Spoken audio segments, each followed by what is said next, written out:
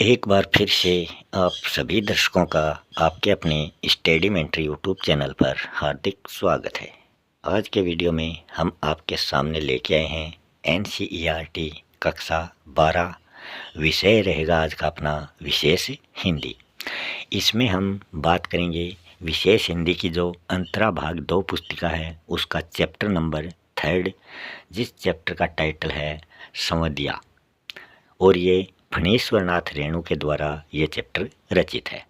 इस चैप्टर से संबंधित जो भी इम्पोर्टेंट क्वेश्चन बनते हैं वो हम आज आपके सामने प्रस्तुत करने जा रहे हैं। वीडियो पर अंत तक बने रहें और फिर वीडियो देखकर बताएं कि आपको ये क्वेश्चन कैसे लगे, वीडियो कैसा लगा। और अगर आपने अभी तक चैनल को सब्सक्राइब नहीं किया है तो चैनल को भी सब्सक्राइब ज़रूर कर लें। तो शुरू कर रहे हैं आज का अपना पहला क्वेश्चन। पहला है, संवदिया कहानी एक जीवंत चित्रण है। तो ये किसका जीवन चित्रण है? तो ये है नारी मन के दुख और करुणा का एक जीवंत चित्रण इसमें दर्शाया गया है। बड़ी बहुरिया की टूटी ड्योढ़ी के द्वारा लेखक ने इशारा किया है। तो वो किसका इशारा किया है? पतनशील सामंती व्यवस्था का। अगला क्वेश्चन है, आगे नाथ न पीछे पघा, इस मुहावरे का क्या अर्थ है ये आपको बताना है। इस मुहावरे का जो अर्थ है वो होगा कोई जिम्मेदारी ना होना। नेक्स्ट क्वेश्चन है, उधार का सौदा खाने में बड़ा मीठा लगता है। यह कथन संवदिया कहानी में किसने कहा है? तो ये कथन मोदियाइन ने ये बात कही है। संवदिया फणीश्वर नाथ रेणु की किस रचना की प्रमुख कहानी मानी जाती है? तो ये आंचलिक कहानी की श्रेणी में ये कहानी आती है। अगला क्वेश्चन है, हरगोविंद संवदिया कहाँ से संवाद लेकर गया था? तो वो जहाँ से संवाद लेकर गया था उस जगह का नाम है जलालगढ़ से बिहपुर। तो जलालगढ़ से संवाद लेकर वो बिहपुर गया था। माँ ने बड़ी बहुरिया के लिए क्या भेजा था? तो बड़ी बहुरिया के लिए माँ ने बासमती धान का चूड़ा भेजा था। फणीश्वर नाथ रेणु को हिंदी में किस रूप से जाना जाता है? तो इनको हिंदी में आंचलिक कथाकार के रूप में जानते हैं। इनकी जो पहचान है वो आंचलिक कथाकार के रूप में हुई है।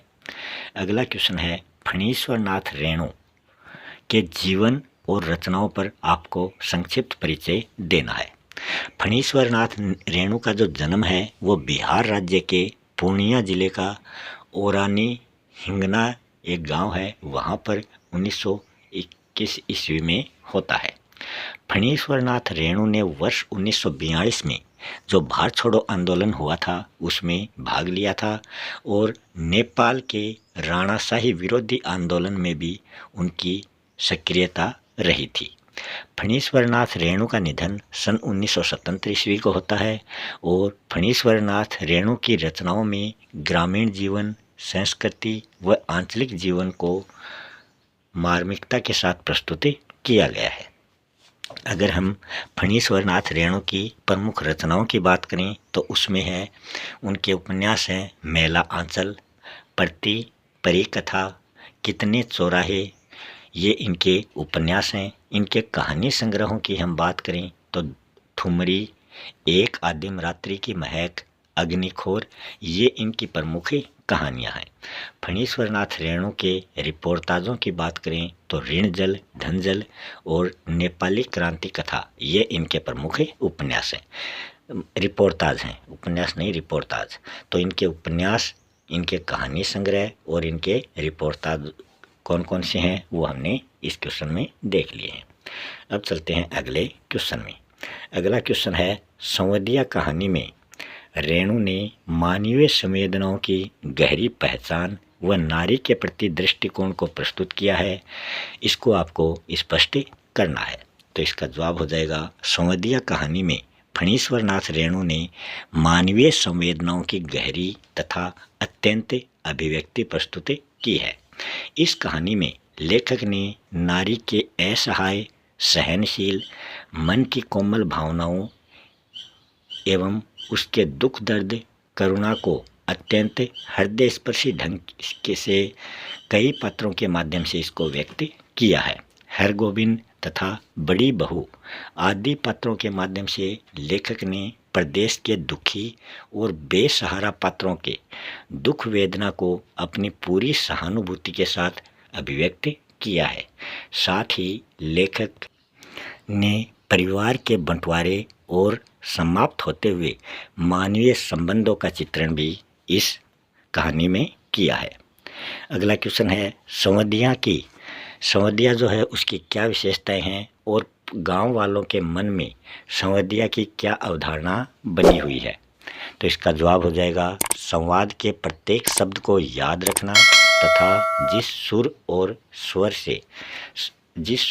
स्वर में संवाद सुनाया जाता है ठीक उसी ढंग में जाकर उसे सामने वाले को सुनाना, ये संवादिया की सबसे बड़ी विशेषता मानी जाती है। यह सहज काम नहीं है। गांव वालों की संवदिया के विषय में यही धारणा रही है कि निठल्ला, कमज़ोर और पेटू आदमी ही संवदिया का काम करता है। बिना मजदूरी लिए गांव-गांव संवाद पहुंचाता है।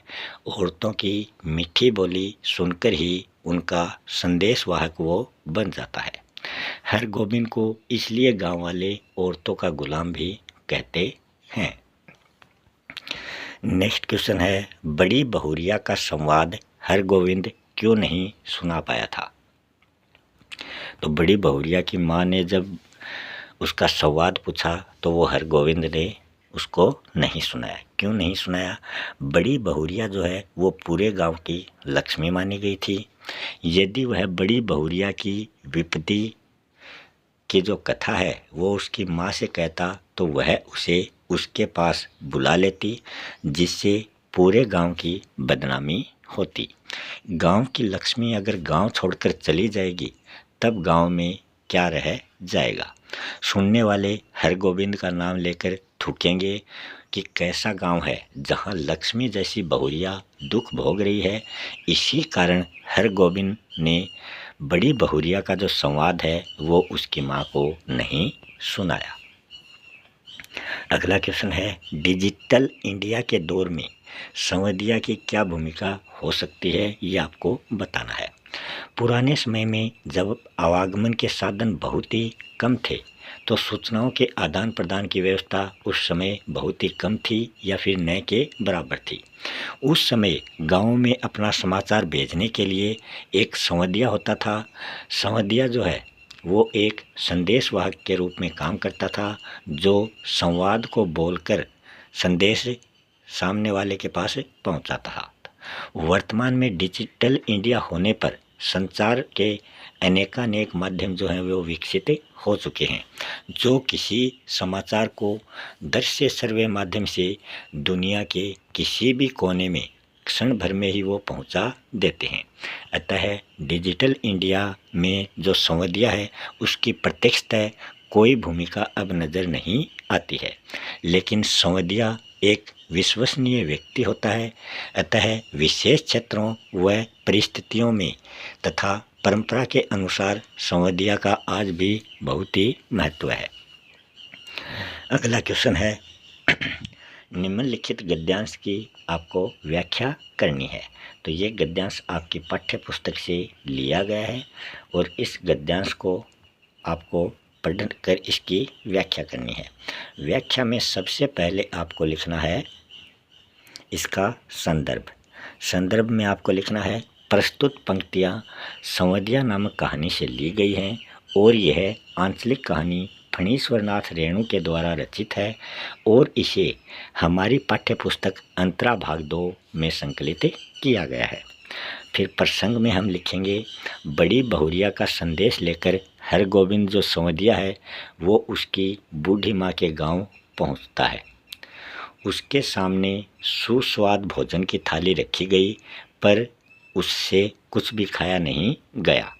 बार बार आँखों के सामने बड़ी बहुरिया की करुणा जो मूर्ति है वो हरगोविंद के सामने आ जाती है। साथ ही उसे इस बात की भी पीड़ा थी कि उसने संवदिया का जो कर्तव्य है वो पूरा नहीं किया। इन पंक्तियों में उसके इसी मानसिक अंतर्द्वंद्व की अभिव्यक्ति हुई है। फिर व्याख्या में लिखेंगे, संवदिया का विशेष आदर सत्कार होता है। अच्छा एवं स्वादिष्ट भोजन जो है वह पेट भरकर वो खाता है, पर हरगोविंद जो है वो हरगोविंद से आज न तो भरपेट भोजन किया गया और न ही उसे वहाँ पर नींद आ रही थी। बार बार उसे यही लगता कि उसने बड़ी बहू का संदेश अगर उसकी माँ को सुना दिया तो वो अपराध होगा। बड़ी बहू ने बड़ी आशा और विश्वास से उसे उसकी माँ के पास भेजा था, पर उसने कर्तव्य का निर्वाह नहीं किया। वह यहाँ बड़ी बहुरिया के कष्टों का समाचार देने आया था, पर यहाँ आकर उसने झूठ क्यों बोला कि वहाँ सब कुछ ठीक ठाक है और हवेली में बड़ी बहुरिया जो है वो कुशल मंगल से है, जबकि बड़ी बहुरिया भोजन न मिलने के कारण बथुआ साग खाकर जैसे तैसे वो गुजारा कर रही थी। वह सोचता है कि वह सुबह उठकर माँ जी को सब सच सच बता देगा कि आपकी बेटी वहाँ पर बहुत ही परेशान है और आप जल्दी ही उसे अपने पास बुला लें, अन्यथा वह अपने आप को कुछ कर लेगी। आखिर कब तक वो बथुआ साग खाकर जीवित रहेगी एवं वह इतना कष्ट किसके लिए सहेगी। उसने तो यह संदेश दिया है कि मुझे शीघ्र ही बुला लें, मैं भाभी के बच्चों की जूठन खाकर एक कोने में पड़ी रहूंगी। संवदिया ने अपने कर्तव्य का पालन नहीं किया, इसीलिए संवदिया की आंखों से नींद गायब हो गई थी।